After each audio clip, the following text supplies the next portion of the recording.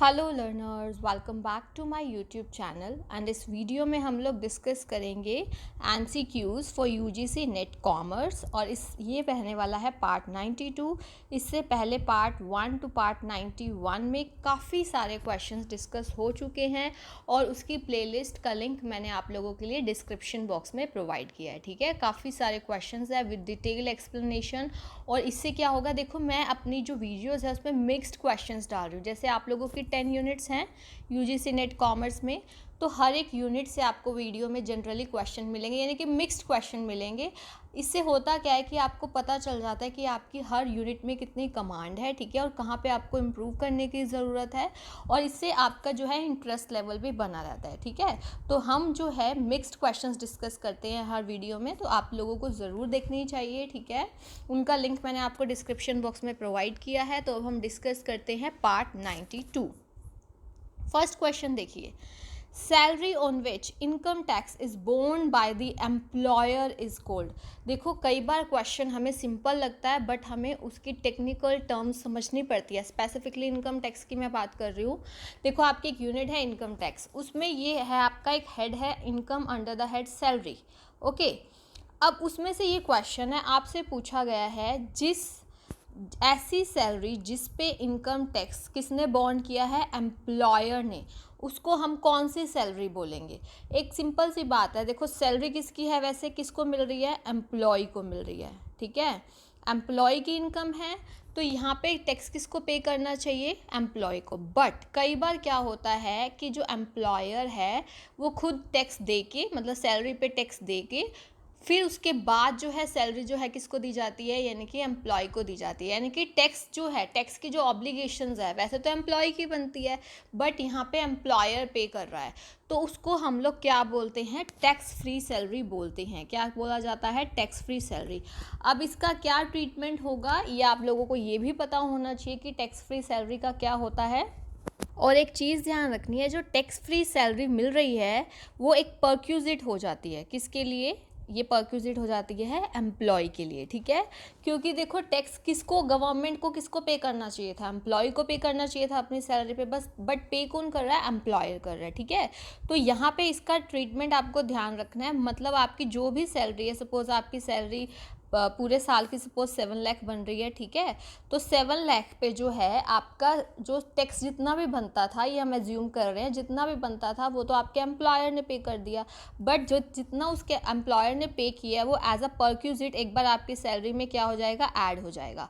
फिर जो overall salary आएगी ये ऐड करने के बाद उस पर आपका जो टैक्स बनेगा फिर उसमें से माइनस कर देंगे जो ऑलरेडी टैक्स एम्प्लॉयर पे कर चुका है। ठीक है, तो आपने ये चीज़ें ध्यान रखनी है।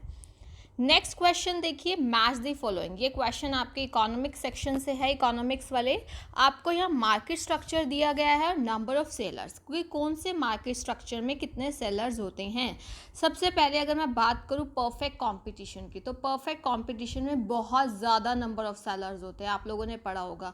और मैं आपको बार बार बताती हूँ, ये जो फीचर्स है ना इनके, ये वेरी वेरी वेरी इंपॉर्टेंट है, इनसे MCQs आते हैं तो आपको पता होना चाहिए। अगर मैं बात करूँ परफेक्ट कंपटीशन की, तो large, very large number of sellers, तो यहाँ से मैच होगा। मोनोपोली, मोनोपोली में there is a single seller, तो 1 हो जाएगा ये मैच। मोनोपोलिस्टिक कंपटीशन में भी होते हैं ज़्यादा, बट अगर हम परफेक्ट कंपटीशन से कंपैरिजन करें तो उससे कम होते हैं, तो मैंने इसमें आ जाएगा। और ऑलिगोपोली, ऑलिगोपोली में फ्यू सेलर्स होते हैं, जैसे आपने देखा होगा ऑटोमोबाइल्स वगैरह, कार्स वगैरह, ये सारी चीज़ें। ठीक है, इनके जो सेलर्स होते हैं फ्यू होते हैं बट लार्ज शेयर होता है उनके पास मार्केट का। ठीक है, दिस वन। आई होप आपको ये अच्छे से क्लियर हुआ होगा क्वेश्चन। नेक्स्ट देखिए, इसी से रिलेटेड है question, firms under oligopoly are interdependent. ये आपको 2 स्टेटमेंट दी गई हैं और आपको बताना है कौन सी आपकी करेक्ट है, कौन सी इनकरेक्ट है, इसमें क्या चीज़ें हैं ये आपको बताना है। ठीक है, फर्स्ट है firms under oligopoly are interdependent, ये बिल्कुल करेक्ट है। ये वन ऑफ द फीचर है हमारा ऑलिगोपोली मार्केट स्ट्रक्चर का।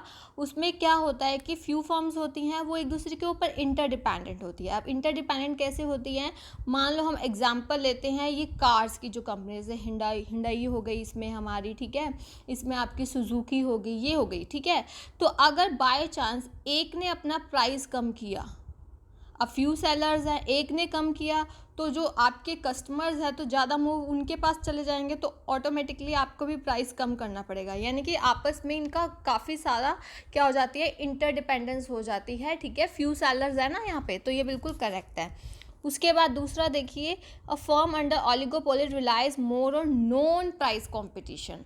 अब देखो, जो ओलिगोपोली के अंदर फर्म्स होती है वो ज़्यादा किस पे रिलाय, किस पे विश्वास करती हैं, नॉन प्राइस कंपटीशन। अब इसका मतलब समझो आप लोग, एक होता है प्राइस कंपटीशन। प्राइस कंपटीशन में मतलब आप प्राइस कम कर रहे हो, ज़्यादा कर रहे हो, depending on the situation. Non price में होता है कि प्राइस रिजिडिटी, प्राइस तो आपका रिजिड है। आपने देखा होगा ओलिगोपोली का एक फीचर है प्राइस रिजिडिटी, मतलब वो प्राइस को नहीं करते इधर उधर मूव, क्योंकि फ्यू सेलर्स है। ठीक है, अगर एक प्राइस कम करेगा तो दूसरे को भी, तो ये एक टाइप का अपने आप में जो है इंटरडिपेंडेंट बन के प्राइस रिजिड रखते हैं। बट वो लोग जो है कंपटीशन अपना रखते हैं नॉन प्राइस, यानी कि जैसे मान लो एडवर्टाइजिंग से आप ज़्यादा एडवर्टाइजिंग कर रहे हैं प्रॉपर वे में और आपके पास कस्टमर्स अट्रैक्ट हो रहे हैं, तो नॉन प्राइस कंपटीशन जो है, सेलिंग कॉस्ट जो है यहाँ पे बहुत ज़्यादा होती है ओलिगोपोली में, और उसके थ्रू ही डिफ्रेंशिएट किया जा सकता है अलग अलग फर्म्स में, कस्टमर्स में। ठीक है, यानी कि ज़्यादा जो है हमारा यहाँ नॉन प्राइस कंपटीशन रहता है ओलिगोपोली में। सो दोनों ही स्टेटमेंट्स बिल्कुल करेक्ट हैं। So both the statements are true here. Okay, next आपका क्वेश्चन है, VED analysis is concerned with. आपको बताना है VED पहले आपको फुल फॉर्म पता होना चाहिए। VED वाइटल, एसेंशियल और डिज़ायरेबल। ठीक है, ये एक एनालिसिस है हमारा जो कि इन्वेंट्री मैनेजमेंट या इन्वेंट्री कंट्रोल से या मटेरियल मैनेजमेंट से जुड़ा हुआ है। तो हमारा आंसर तो ये हो जाएगा मटेरियल मैनेजमेंट। VED एनालिसिस किससे जुड़ा हुआ है, हमारा मटेरियल मैनेजमेंट या इन्वेंट्री मैनेजमेंट। ठीक है, इन्वेंट्री कंट्रोल से जुड़ा हुआ है। अब हम ये बात करते हैं वाइटल, एसेंशियल, डिज़ायरेबल। ये वाला जो टॉपिक है ना, ये मैंने काफ़ी डिटेल में डिस्कस किया है आपके साथ। आपको कॉस्ट अकाउंटिंग की एक प्लेलिस्ट मिल जाएगी। ओके, कॉस्ट अकाउंटिंग की प्लेलिस्ट है मेरे, आप प्लेलिस्ट सेक्शन में जाएंगे तो आपको कॉस्ट अकाउंटिंग की काफ़ी इंपॉर्टेंट वीडियोस मिलेंगी जो आपके एग्जाम पॉइंट ऑफ व्यू से काफ़ी इंपॉर्टेंट है। ठीक है, बहुत ही इजी लैंग्वेज में मैंने वहाँ पे आपको समझाया है ये।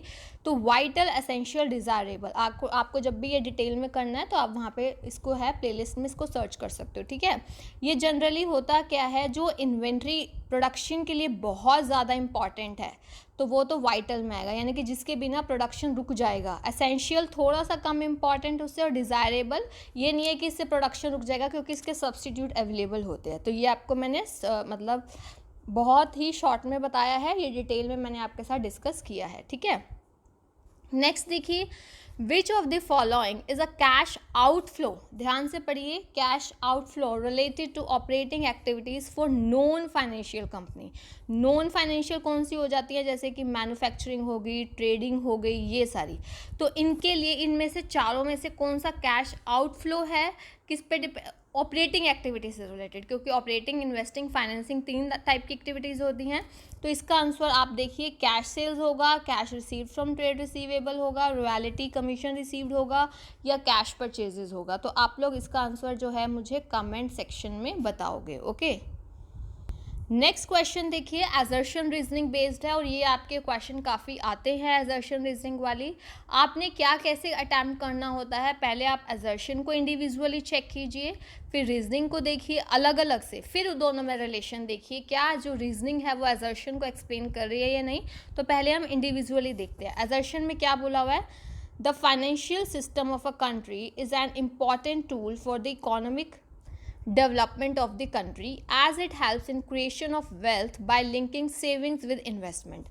अगर आप ये सिंपल देखते हैं अलग से, जो फाइनेंशियल सिस्टम है एक कंट्री का बिल्कुल काफ़ी इंपॉर्टेंट रहता है किसी भी कंट्री की इकोनॉमिक डेवलपमेंट के लिए, as it helps in creation of wealth by linking savings with investment. बिल्कुल सेविंग्स को इन्वेस्टमेंट के साथ लिंक किया जाता है, जो भी सेविंग्स है उनको प्रोडक्टिव एक्टिविटीज़ में इन्वेस्ट किया जाता है। ठीक है, ये असर्शन करेक्ट है, ट्रू है। ठीक है, अब हम रीजनिंग की बात करते हैं। It facilitates the flow of funds, it मतलब financial system of a country, it facilitates the flow of funds from the households, savers to business firms, investors to aid in wealth creation and development of both the parties। ठीक है, बिल्कुल जहाँ से house holds ने savings की है और investors को यानी कि बिजनेस फर्म्स को पैसा चाहिए होता है प्रोडक्शन वगैरह के लिए, तो इससे वेल्थ क्रिएशन होता है और दोनों की ही डेवलपमेंट होती है। रीजनिंग भी करेक्ट है और ये वाला जो है रीजनिंग एजर्शन को बिल्कुल करेक्टली एक्सप्लेन कर रहा है, ठीक है।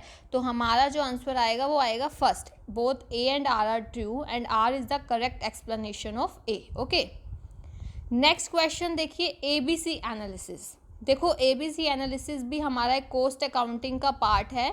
जैसे अभी आपको वीईडी एनालिसिस मैंने बताया, एबीसी एनालिसिस भी आपका इन्वेंट्री कंट्रोल से रिलेटेड है।